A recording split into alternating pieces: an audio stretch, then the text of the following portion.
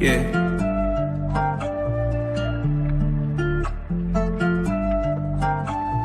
Swooping in just like a hawk, Trey Young on a pick in the park. Yeah, swooping in just like a hawk. Trey Young on a peak in the park. And one baby that's far from a flop. Stay from Marina, we blow up the top. DeAndre 12, he just like a cop. Lockdown D, get it still in the block. Vic got that vision, he passing the rock. Trey put from 30 with 12 on the clock. I hope your best player got really good handles. Why? Cause he might get swiped by Daniels. I told him don't leave both get open wide. Cause he jump away like an ocean, yeah. Jalen on the fat break scaring down. But you can't leave open Garrison.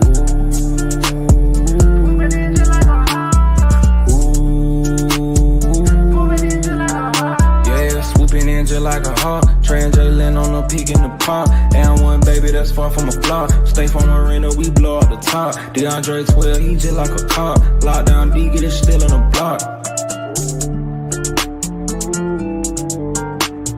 Swooping in just like a hawk, Trey Young on a peak in the park. Swooping in just like a hawk, Trey Young on a peak in the park.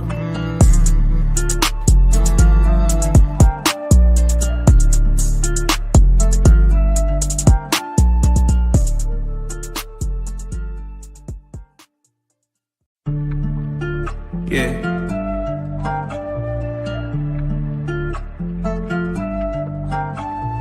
Swooping in just like a hawk, Trey Young on a pick in the park.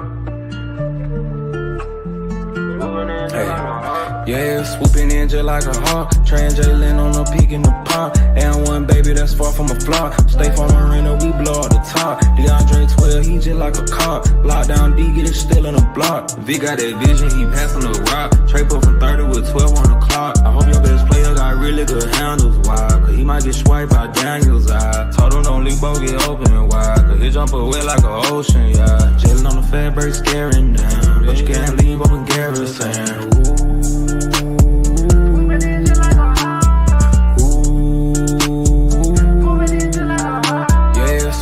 Just like a hawk, Trey Young on a peak in the park. And one baby that's far from a flop. Stay from Marina, we blow up the top. DeAndre 12, he just like a cop. Lockdown D, get it still in the block. Swooping in just like a hawk, Trey Young on a peak in the park. Swooping in just like a hawk, Trey Young on a peak in the park.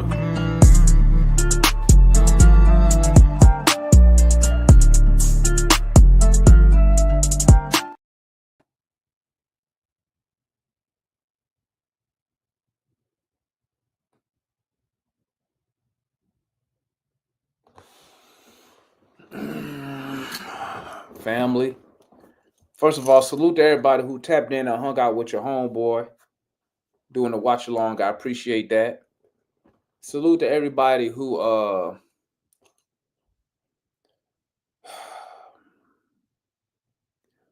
going through this 8-game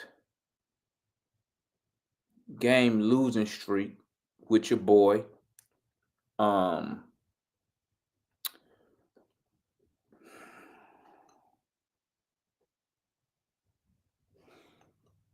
I don't remember the last time. I don't remember the last time we lost 8 games in a row, bro. Like, it's one thing to lose, 3 or 4,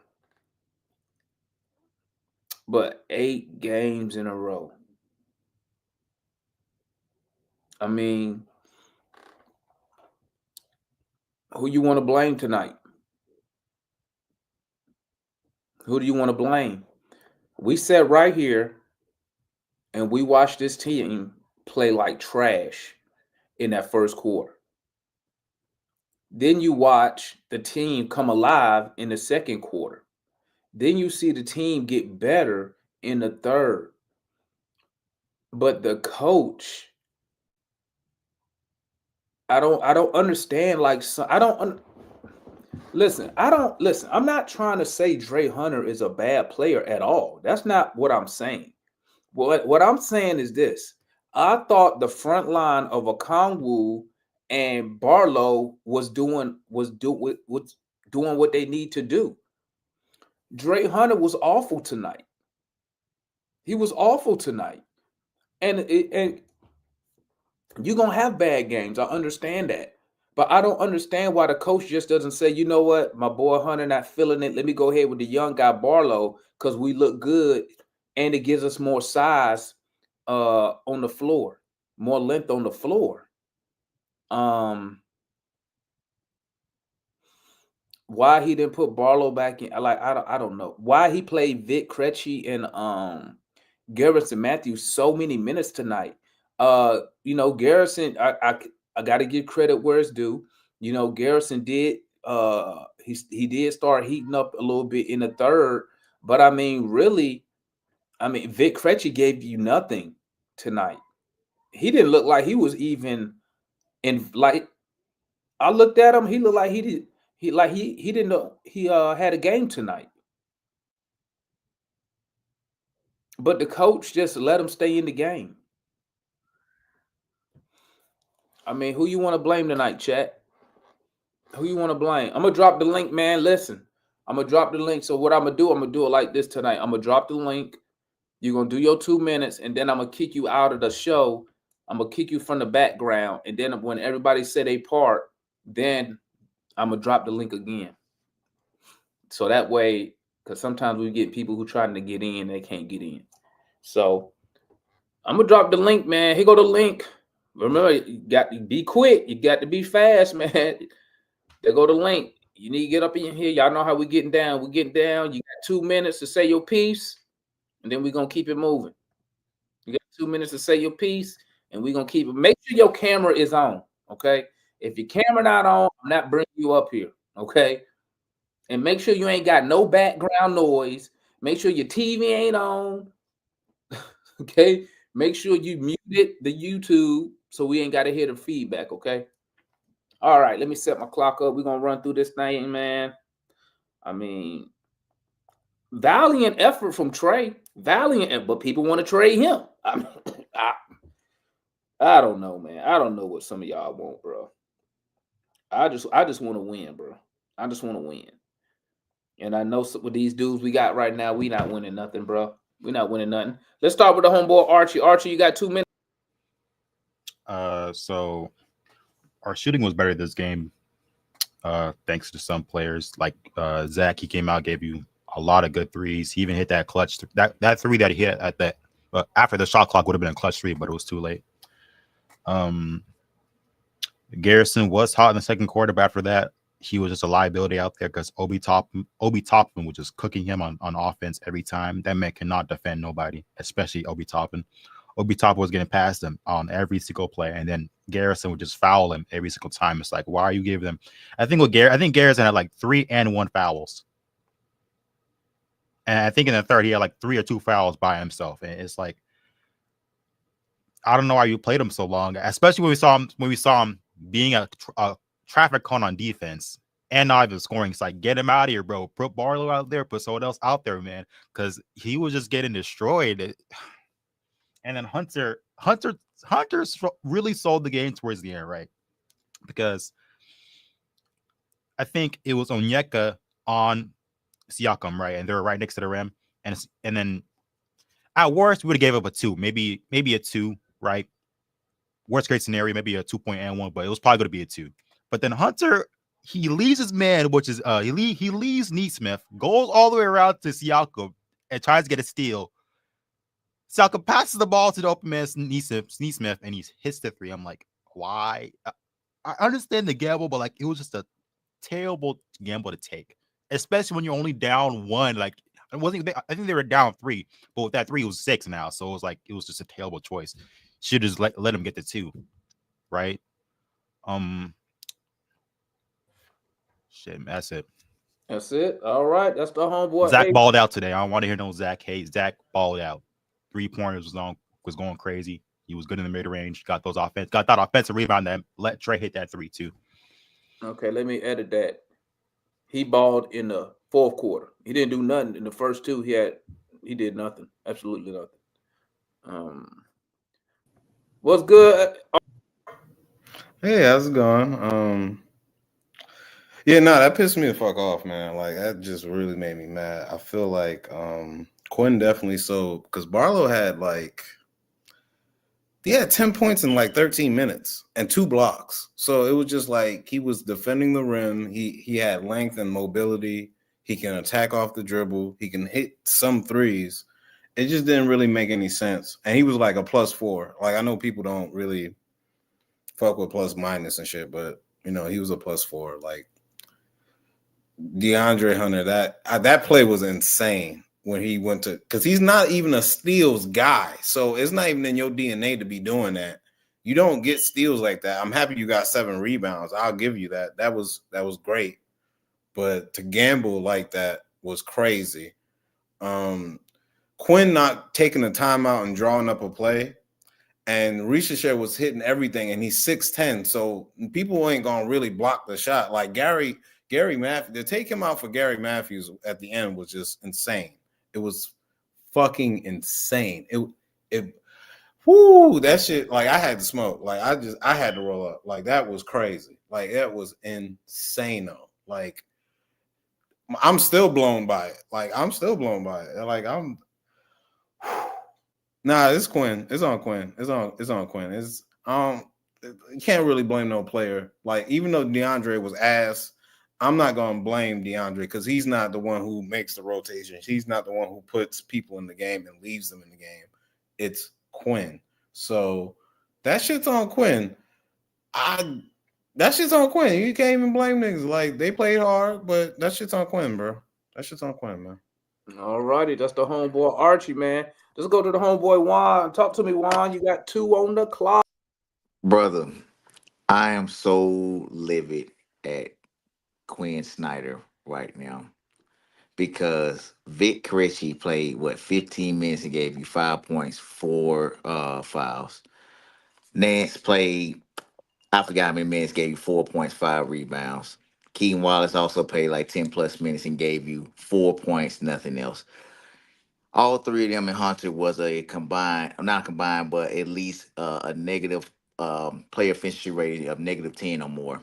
So the bench didn't give you anything besides Garrison Matthews in the second quarter. I don't understand not playing size with size when Obi Toppin was cooking Gary Matthews and Vic Krejci. This game was over at the 3:44 mark. It happened when Trey missed a layup. Dyson Daniels came over the back and stole the ball from Miles Turner. He tried to lay up. He missed the bunny. Miles Turner get the ball. He passed it to Halliburton. Halliburton goes down and set it up.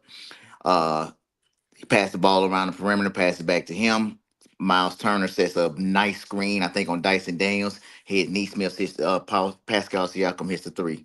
We come back again. DeAndre Hunter missed the three. Halliburton gets the rebound again. Passes Siakam. Hunter comes back and help. Finds Neesmith in the corner. 125, 119. We never recovered. That was your ball game. That was your ball game, man. Before I'm pushed over to the next man, I want y'all taking some numbers over the last 7 games as far as our shooting, man. Our free throw percentage has dipped tremendously. Since the New York game, we have went 77, 76, 73, 68, 67, 81, 74, and 73. Our three-point shooting since the New York Knicks game, 43% that game, 16%, 35, 29, 27, 23, 33, 30. But some of y'all in the chat said so Yunko Kongu. You know what I mean? Y'all trolling. I got it. You got to put the blame on somebody. You got to put it on him. Politics and Queen rotations. All right, that's the homeboy Juan. Let's roll to C Wonder. C Wonder, you got 2 minutes. Talk. Hey guys, I'm going to start with the bad news. I agree, Quinn's rotations were trash. I don't understand when Siakam and Obi Toppin and Turner were killing, Okongwu and Hunter and the small lineups and Garrison Matthews. Man, I'm glad Gary Bird came back, but Gary can't defend. He just can't. He's undersized, and Obi Toppin when he came in was just eating his lunch left and right. And Vic Krejci was non-existent tonight. He didn't give you anything on the defensive end, and he didn't give you anything on the offensive end. So I don't understand why Dominique Barlow didn't get more burn. We needed that size to Juan's point. I don't understand why Quinn didn't want to do that. That was frustrating. The good news is at least your 3 core guys balled out. Trey was Trey again, ice Trey. Dyson balled out on both ends, but I remember that it was a certain individual that told me that Dyson Daniels wasn't a two-way player. I don't know who that individual is. I think his name starts with M, but whoever he is, Dyson balled out. He was aggressive on both ends, tired Halliburton out to the point where he was frustrated. And Zach, in the second half, I don't understand why Quinn didn't go to Zach more, because it was obvious that Trey and Zach were feeding off each other. They were finding each other, playing off each other. It was phenomenal. So I don't understand why Quinn didn't go to Zach more, because he could not miss, especially in the fourth quarter. But yeah, your core three guys did their thing. On the ugly, and this is my last point, two last points. I understand what Juan's saying about a Okongwu and having a scapegoat, but the numbers are the numbers, bro. And the most important number is the win and loss record. We're 0-8. I don't know what else to tell you.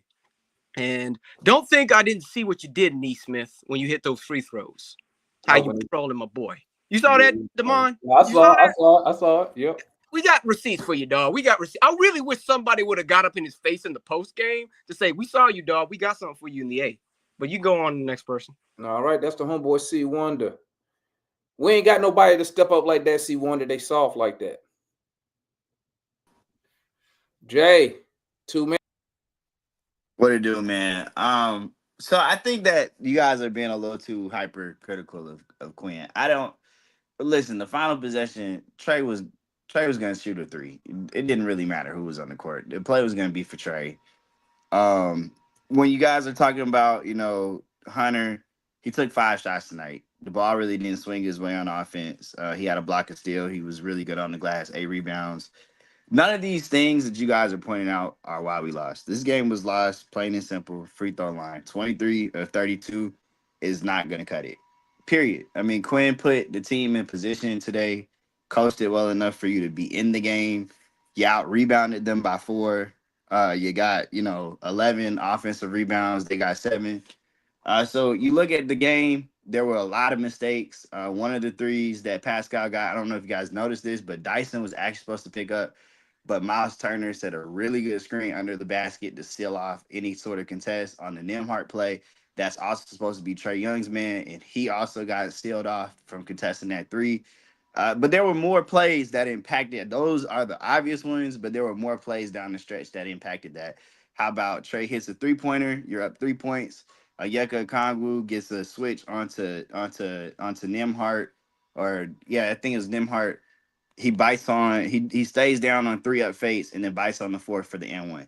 So when you look at the game, I mean, you played well enough to win, but you lost because, again, all the points matter. How about down the stretch, 2 minutes, 9 seconds left in the game? Zachary Risache misses a critical free throw. So now instead of being down, 3 points in a 1-possession game, coming down the stretch, you're down 4. So this loss, there's not really a singular person to blame. It's just a combined. A lot of things went wrong. You just didn't execute in the finer details. Somebody had a critical foul or gambled on something. I don't really think this was a coaching loss. I just think, at the end of the day, the Pacers just were able to execute that much better down the stretch, and we weren't. I mean, that's just how it goes. They get paid to play too.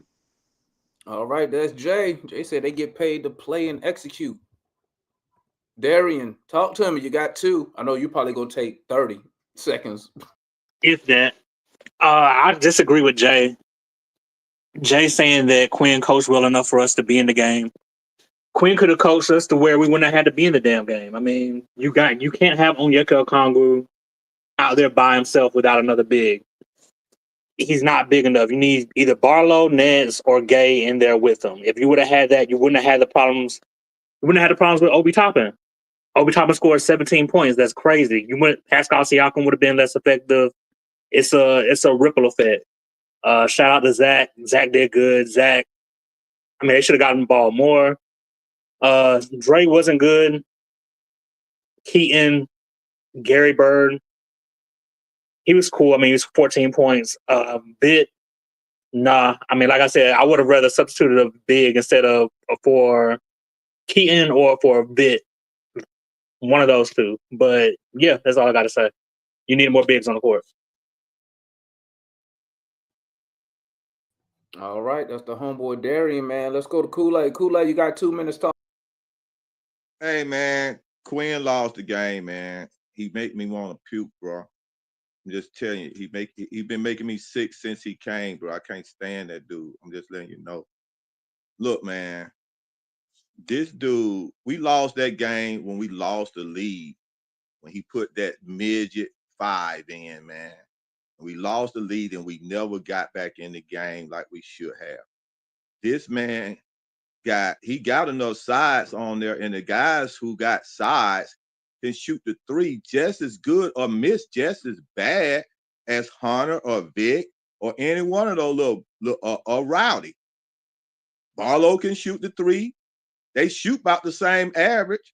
Mo G can shoot the 3. They shoot about the same average, but they're bigger. And guess what? When you bigger, you're gonna get better defense. So I mean, he got the players to win with. This dumb coach, this dude right here plays so much politics and favoritism in his coaching. He been doing it ever since he got here, man. This dude got to go. When Landry go, he need to go with Landry. I'm for real, man. With all them other 5 pieces of, I call them misfit last year, but it's time for an overhaul, man. This has got to quit, man. Now I got to go down here Wednesday and see them get blasted by Wemby. Because this dude gonna play the midget team against Wemby. Watch how many times he played this midget team against Wemby. Watch he won't play Moji and Barlow on the floor. I'm just sick of this, man. Man, they got to make some moves with Landry and Quinn now. You good, That's Kool-Aid? it, man. All right, that's the homeboy Kool-Aid, man. We're moving right along. So we got John, Cam, Marion, and then I think Matt popping up. Talk to me, John. You got 2.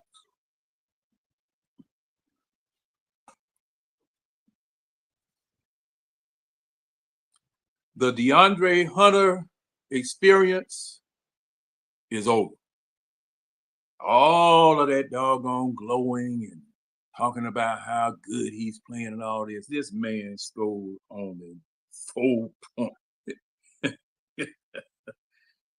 1 of 5 from the field, 0 of 3 and 3-pointers, and scored only 4 points. That coupled with not hitting your free throws. Can't win if you don't hit the free throws. Your free throws are free. You don't have to pay for those. You missed them. I got to go along with Kool-Aid as far as this miniature golf lineup that we have out on the floor, trying to compete with a bigger team like Indiana. 00, once again,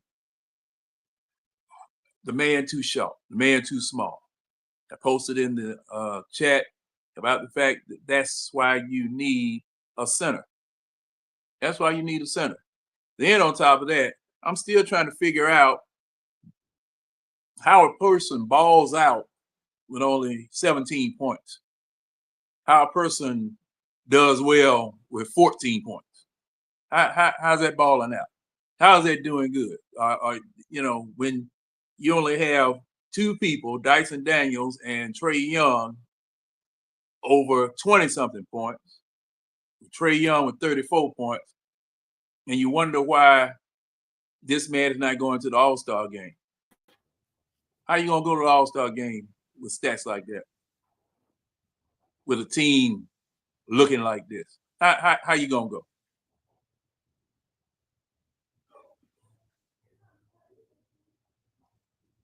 I'm through barbecuing that pig. That pig done. And that's John. Let's swing on to the homeboy Cam. Cam, you got 2 minutes. Talk to me, my guy. Yo, what's good, yo?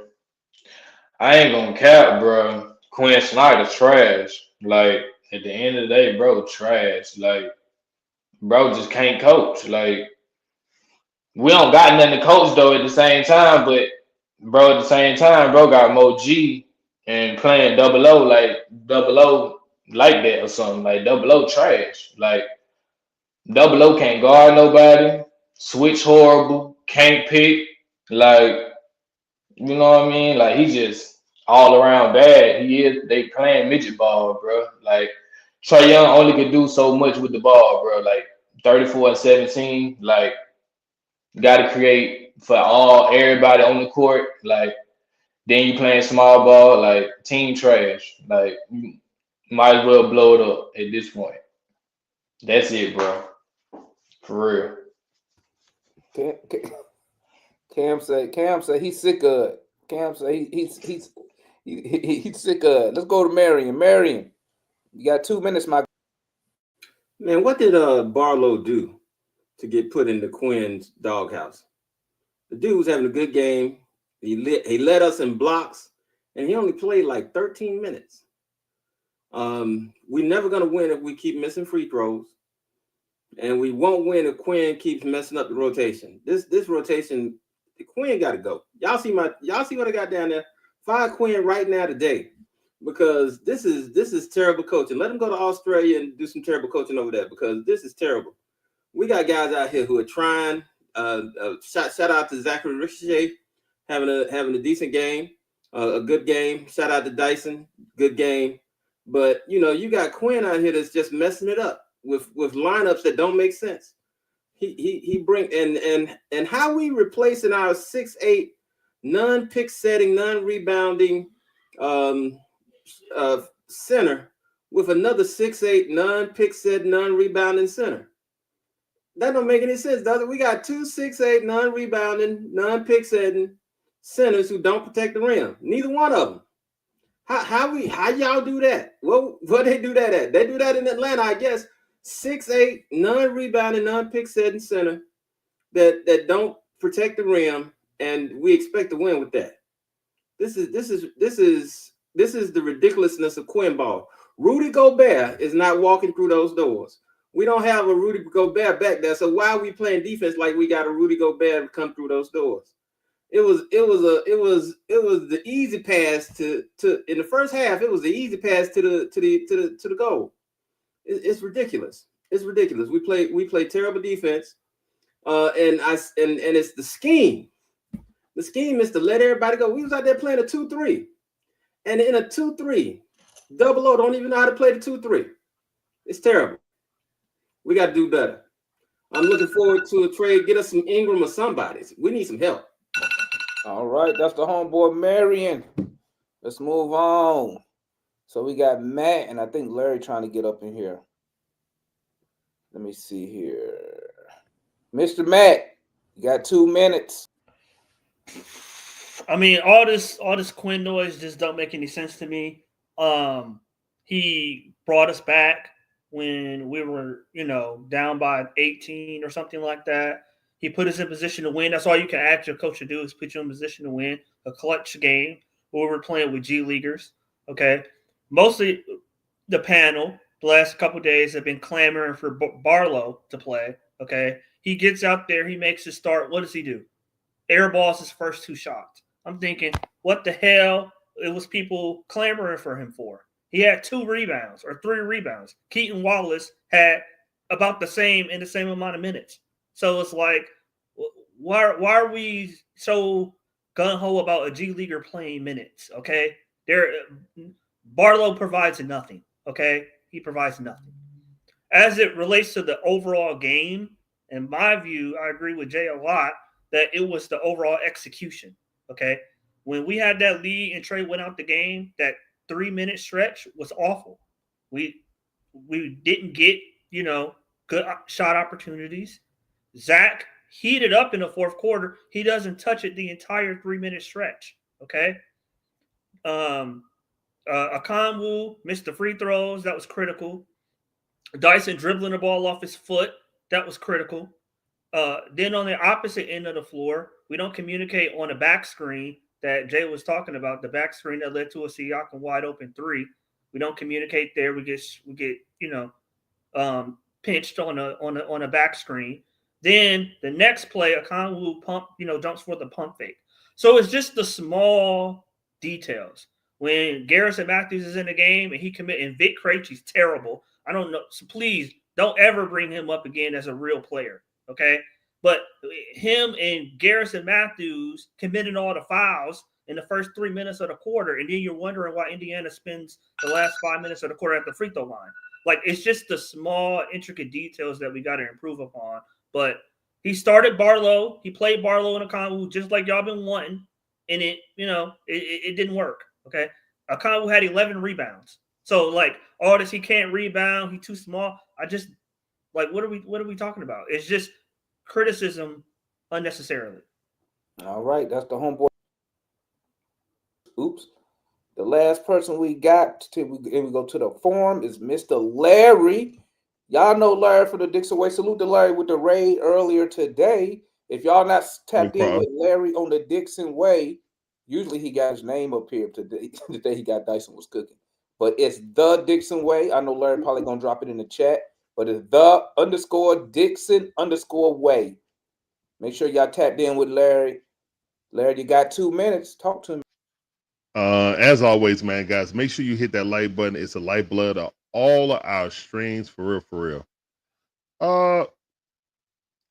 Well, I mean, the tail of the tape is we missed damn 9 free throws. I mean, free throws is being a big problem for this Atlanta Hawks team. Toyuka missing those at the end of the game really didn't help. Hey, he had a good, decent game. I mean, he had a serviceable game, as Matt would say. 12 points, 11 rebounds, 3 assists, 1 steal.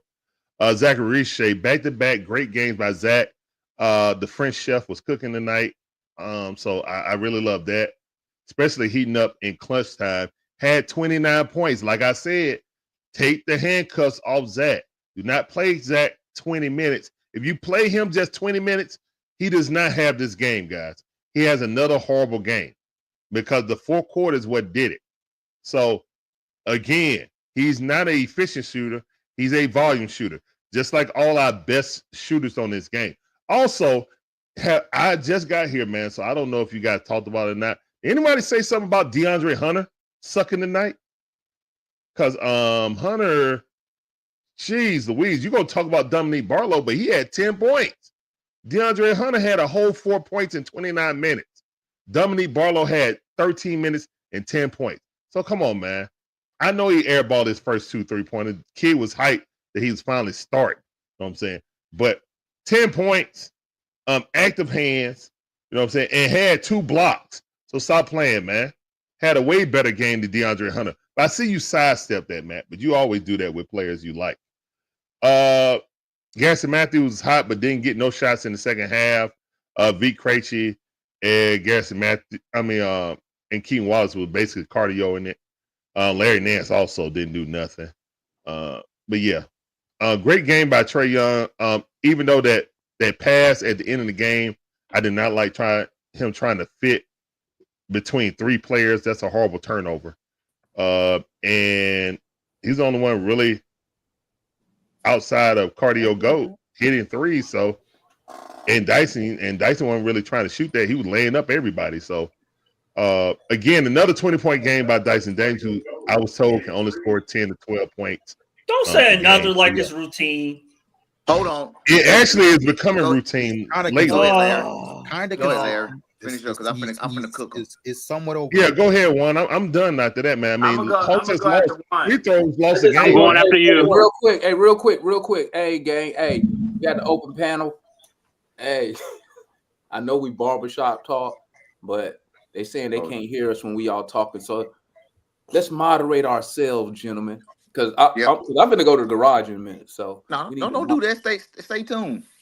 I mean, let me say one thing real quick. Let me tell y'all something, man. Let me tell y'all something. Y'all know I don't like Quinn Snyder, dog. I don't like him. What's not to like? I don't. Tonight, in my opinion, he played strictly basketball politics. Hunter should not have been on that floor the last 5 minutes of that game. Nope. He was awful tonight, and I don't want to hear. I don't want to hear he got 7 rebounds. Nope. I don't want to hear that. He not here to rebound. We don't want him. I just don't know how you can Y'all take are DeAndre in focusing this on game. the points. He only took 5 shots. It ain't like the ball was always in his hand tonight. Jimmy, that's not the point. That ain't the point. It's more the play towards the end, I right? was getting more production from Dominic Barlow, and Barlow provided what? More length on the court. It was one possession where I can't even remember the scenario, but Barlow's out the game. Hunter's in the game. The Pacers dried a lane, and Onyeka couldn't get the board. Hunter down there, and Buddy just took the board and couched it. You need size at the end of the day, guys. Barlow had 3 rebounds. What we talking about? Barlow barely played. And I'm gonna say this. Barlow barely played, bro. Tonight, I'm talking about 10 tonight. minutes, 13. Tonight, Dominic Barlow was more of an impact player. Jay, I'm gonna ask you this. Keep it real, Jay. Tonight, for this game, Dominic Barlow was a more impactful player than Dre Hunter. Yes or no? He was. Facts. Yes or no? Because I want to see. I'm gonna see if you gonna. I don't think so. No, I don't agree with that because Hold on. No, he was not. Hold on. Listen what I'm saying. Man, Don let me say this. Barlow only had a good stretch in the beginning of the third quarter. Like, I think right. Oh my God. Wait. That's Dom a lie, Jay. Dom started having a better game when he started playing to his strength in That's the a lie. paint, you know, getting layups. For some reason, he had him shooting threes at the start. Go ahead, Juan. That's what I'm asking. What did he do in his first stint? They weren't playing Y'all they weren't playing him how they should have. Y'all focusing on 2 missed threes. Y'all focusing on 2 missed threes. He also had 2 blocks. I'm not tripping about the missed threes. I just want y'all to hear the logic. Hold up, go ahead. He also had 2 blocks, guys. Yeah, He also had 2 I blocks. said I was gonna be after Juan. We getting Go ahead, Juan. I want to get out. Go ahead, Juan. Go ahead, Juan. All right. I'll be respectful to you all too when y'all saying y'all parts as well. Man, I'm not gonna sit here and let you slander Dyson Daniels when he's had 4 20-point games over the last 8 games. Mind you, he also this is his first year or his first time that he's had 20-point games in his career. He's had 6 of them this season, 4 in the last 8 games. So for you to sit there and slander him and to say he ain't picking up the pace, he's definitely picking up the pace, and he's the best on-ball perimeter out there, defender out there. That's number 1. Number 2, to sit there and say that Dominic Barlow did not have an impact when in the second and third quarter, when we was cooking them inside with Barlow, with Okongwu, with Trey, with Dyson, everybody getting to the rim, and we went away from that by putting Vic, Garrison Matthews in there, Larry Nance, and we just imploded from there on out. All right. We let Obi Toppin continue to cook Gary Matthews and Vic Krejci, and Quinn sat there and did not put in Moji or Barlow to come back and combat against it. We cooked them in the paint tonight, and he went away from it, and that's on Quinn 100%. So to sit there and say it's not Quinn, it's on Quinn. That's for you too, Jay, to say, no, it ain't this and this. They had a full team on Indiana, and we were sitting there giving everything they could handle. And to sit there and say Barlow was not impactful with the Congo, who was also the best big man defender on the game tonight, who was a +5, by the way. It's just total BS, bro. That's all I gotta say. Mary, you got it, man. So, I just got one statement. Hold on, fellas. I just got one statement. I told you at the halftime. Hold on. Hey, hold on. Let Marion go. Go ahead, Marion. I just had one statement. I just got one statement. Hold on. Let me get in. I got one statement. Go ahead. Over the last month, I've noticed, why do they always call Trey Young shooting fouls as a foul on the ground? Yeah, that's right. Tonight he was in the air and he got fouled, and they call that on the ground. Yeah, that was ridiculous. It's the refereeing in this game was horrible as usual, but there got to be some changes made, or somebody got to say something. Our coach need to step up and say something. Let me find out who it is. Somebody got that. Hey, Demond. Go ahead, Dan, real quick. I was just saying, didn't I call that out at halftime? I came over here at halftime. I sit there and said, why are we running lineups?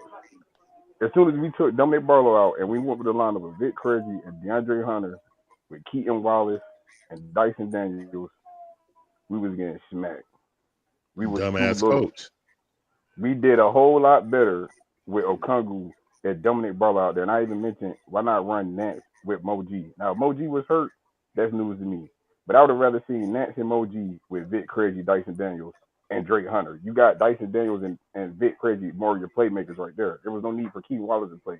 Use more size. Every time we went away from size, we lost the lead. There you every go. time, and I don't get I- why I don't everybody see- else I don't on here see talking nothing that wrong crap, with it. saying Wait, anything. Nah. Wait, no, hey, no, Matt. It's not your turn, Matt. I ain't finished, Matt. I ain't finished. I don't get why anybody else on here that so-called call themselves watching the game and basketball analysis and just love the game can't tell in that game that we got dominated because we was too little. Too small. Obi Toppin went through everybody on that court that was not named Dominic Barlow and Okongwu. No, And I don't agree that's with it. that. That's all I got, man. I don't agree with that. Yeah, Jay, we Go know you back don't and agree watch. with it. Go Oh, back you and said watch that the at game, then, halftime. Jay, because that's You said exactly that what at happened. Go ahead, halftime, Jay. Matt. Everybody Go listen ahead, to what Matt. I'm Go ahead, saying. Matt. All right. Go ahead, Matt. I know Matt got a response from people.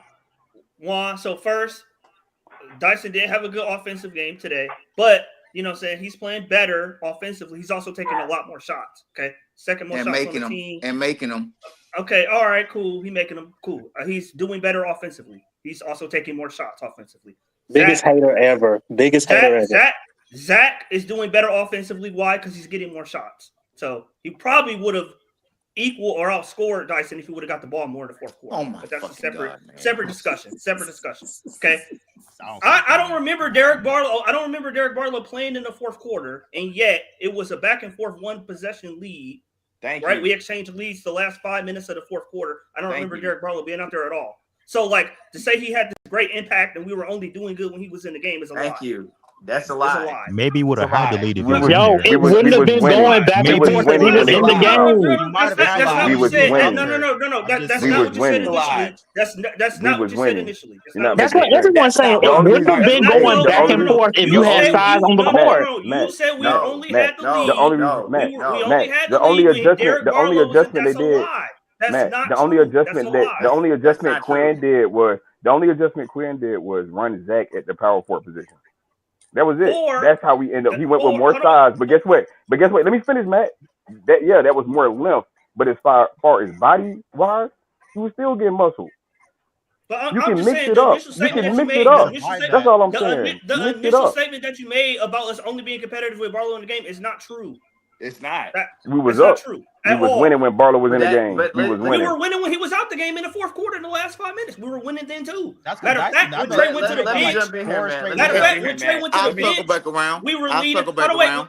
hold I'll on. circle back around. Yo, I want to go after Jay. I'm going after Jay. Hold on, wait. I'm almost finished. When Trey went to the bench and we had the lead, when Trey went to the bench, we did not That's score why. for that 2-minute stretch. We didn't score. Okongwu missed a shot at the rim. Dyson kicked it off his foot. And I believe Larry Nance missed a shot at the rim. They came down and scored on all three of those possessions.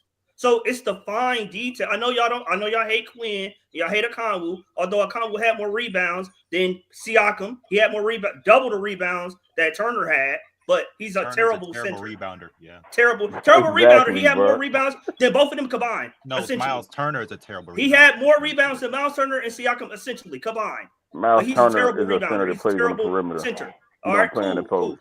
cool. I know, Dame. I know he's not down low. I get it, but I'm just saying. So he's y'all. It's subjective. We're all subjective. We all have biases, but I'm just saying. At least I call mine. Just say y'all don't like Okongwu, no matter what his stat line say. Just like y'all say I hate on Dyson, y'all hate on Okongwu. The production is there. Y'all just don't like it. You're right. I don't like it, especially when we owe it. Especially when we owe it 8 as a starter. But to I hate correlate it. the loss on him I is hate him. dumb. To correlate the loss on him. You're right. I'm correlating. I'm correlating it. I'm putting it right on him. I don't hate him, but I will always admit that more size would probably help. That's all I'm saying. We'll win more. We'll win 4 of them games with more size. So I'm gonna be out real of with 8 of you them guys. losses. We'll win 4 of them games with more size.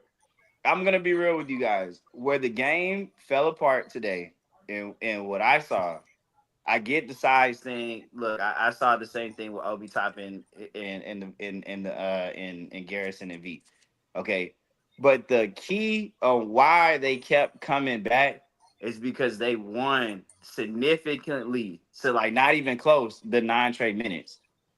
Obi Toppin was on the court when Trey was on the bench. It was Halliburton and Obi making a run. And even though he ran those lineups, you're still coming back in the fourth quarter, taking the lead and taking the lead late. And that's all you can really ask from your coach, to put you in position to win games. It's not on the coach it's not on the coach because Yeka Okongwu is not staying down and bites on the head fake and gives up an and one. That's not a coaching problem. It's not a coaching problem that these guys go 23 of 32 from the free throw line. That is not coaching. That is a lack of execution on the players. Or Quinn kicking it off your foot. Like Quinn found the rotations today that worked. He put the team, regardless of how y'all feel about guys having shots and not, he put you in position to win the game with G Leaguers. You had a 3-point lead under 3 minutes, let's stop talking about I gotta say this though, like my turn. I'm not I gotta done. say this though, because like wait. I'm gonna go after Darian. Let me make I'm this gonna go after point. Darian. No coach in the NBA is going to have a veteran that they've been playing down the stretch, who they know that can make some shots from, like DeAndre Hunter, and is magically going to put them on the bench for a G Leaguer. No coach in the NBA is going to do that in the closing minutes. So all this, we should have closed. That's just dumb. That's just dumb line. No coach is going to do that. That's not even. Nah, I get that. No coach at no level is going to do that. That's just a silly thought. It's like, yo, he played 13 minutes. He gave you a solid 13 minutes. And yet we keep losing. Hey, Darren. And yet we keep losing. Hey, Darren. Darren, Before you go real quick, I just want to ask one question. You know the Indiana Pacers 3 centers on their roster is Miles Turner, James Wiseman before he got hurt, and Thomas Bryant, all of them 6'11" and up. I'm done. And how many rebounds did they get tonight? It affects. Listen, you keep talking about rebounds. You keep talking about just rebounds. That's what y'all complain about. He don't rebound. No, that's not what I'm complaining about. I'm talking about how it affects the game. Talking about rim protection, man. As well, not even just rim protection, just even the length of a 7-footer that move their feet and play defense is different from Okongwu. So who are you taking out of the game to put Don Barlow in? No, I didn't say put him in. I'm not saying put Don Barlow in. What I'm saying is roster construction. You know what? It's roster construction at the center position. If Capella played, we probably won this game. Let me tell you something, man. Let me tell you something. As much as I hate Capella, if he played, he probably win. At a certain point, you need to put the players that's going to give you the best chance to win. Trey Hunter tonight did not give you the best chance to win. Thank you. And I'm going to say something else to Jay. What you just said, all you talking is NBA politics. That's all it is. Yep. That's all it is. And guess what? That's common sense. No, it's called politics. It's politics. I'm gonna ask you one question, bro. I'm gonna ask you one question, Jay. Are you supposed to play the best 5? That's play the 5 that's gonna help you win the game, or are you supposed to play the 5 who make the most money, or because they've been there the longest? You play the 5 that's supposed to help you win the game. Okay, so tonight, I ain't talk about last week. I ain't talk about the future. I'm talking about tonight's game. Hunter was fucking awful, and for you to come up here and try to flex 7 rebounds for my power, 7 rebounds, it's crap. He's supposed to provide. I'm gonna do like Matt do. His job is not to rebound. His job is to score the ball. He did not score the ball. He was ineffective. Don Barlow, in the 13 minutes he played, was effective with Okongwu on the floor. And for y'all to sit up here and act like that's not true. Barlow wasn't effective. 10.2 blocks. 10.2 blocks. As a coach, man, y'all let Darren say something, man. Yeah, he got 10.2 blocks in 13 minutes. Okay, so that can win you a game. Let Darren say something, man. Y'all keep interjecting. Jay and Matt, I don't understand y'all, because what y'all are saying is Quinn coached well enough for us to win the game. What we're saying is he could have put us in a position to where we wouldn't have had to be in that, and he could have put us in a position to where the game might not have been close. And when you listen, if the players are let them talk, Jay. Let them talk, Jay. Jay, when he took Trey out, you and Matt both said we lost the Trey minutes. When he took Trey out, he usually went with the lineup of Keaton, Veek, Garrison, Dre, and Larry Nance. You got killed in those minutes. What we're saying is, take Keaton, Veek, or Gary out, one of them, and put a big in. Right. Because you're getting murdered down low.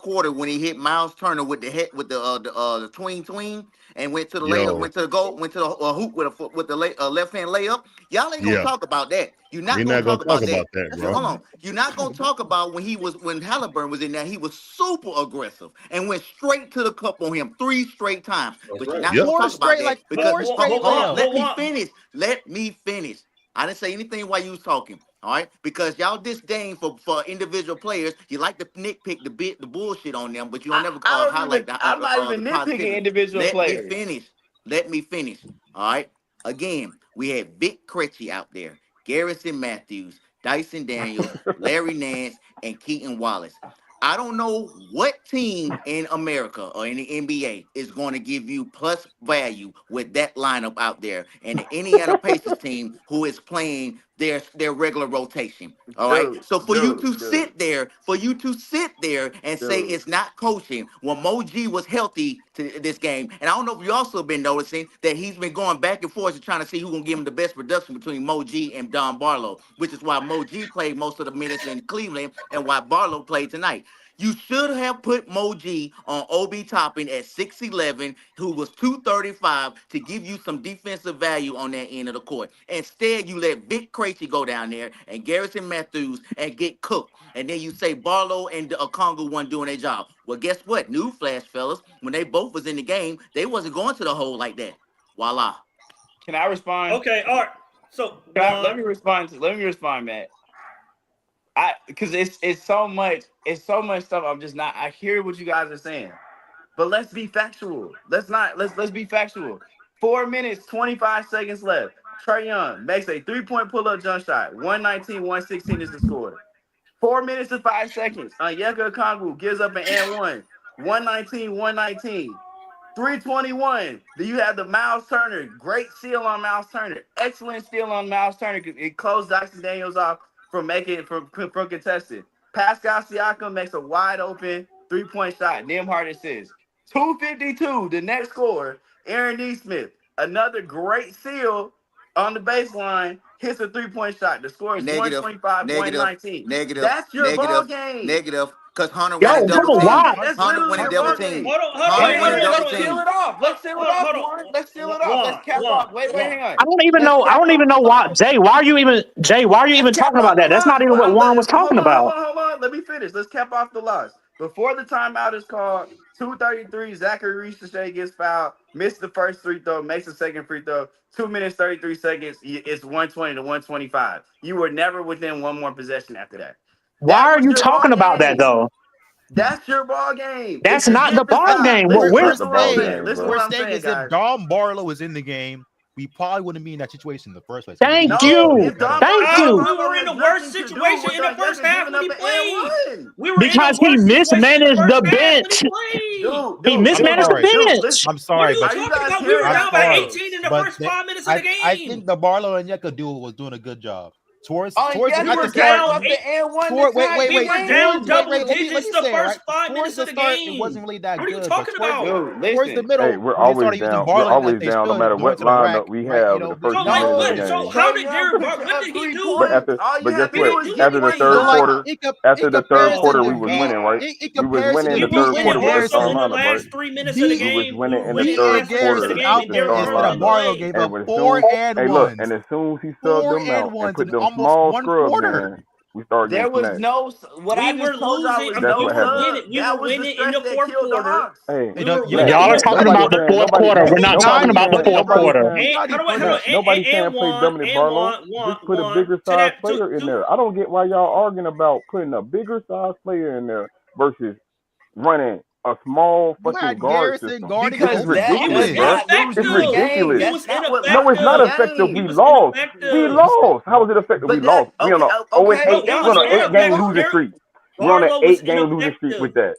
We're on an 8-game losing streak with that strategy. Just like and you're talking about was ineffective last game. Man, y'all are tripping. Y'all might be cool then. But he was playing. How's he ineffective in 13 minutes? He got 10 points, 3 rebounds, and 2 blocks. How's that ineffective?